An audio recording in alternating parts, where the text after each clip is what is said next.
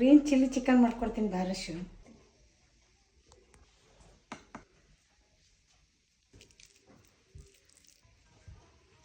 ತುಂಬ ಚೆನ್ನಾಗಿದೆ.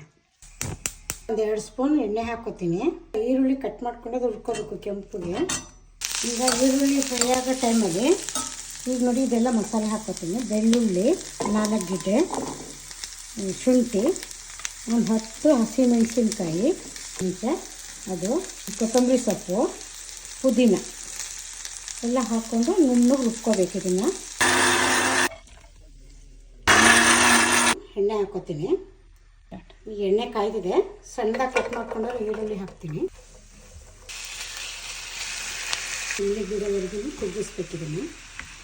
ಈಗ ಚಿಕನ್ ನೀರು ಬಿಟ್ಟಿದೆ, ನೋಡಿ ಉಪ್ಪು ಹಾಕ್ತೀನಿ. ಈಗ ರುಬ್ಬಿರೋ ಮಸಾಲೆ ಹಾಕೋತೀನಿ.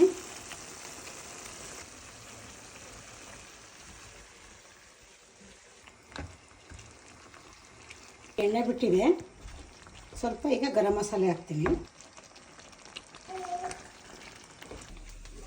ಈಗ ಆಗಿದೆ ಇದು. ಸ್ವಲ್ಪ ಲೆಮನ್ ಜ್ಯೂಸ್ ಹಾಕ್ತೀನಿ.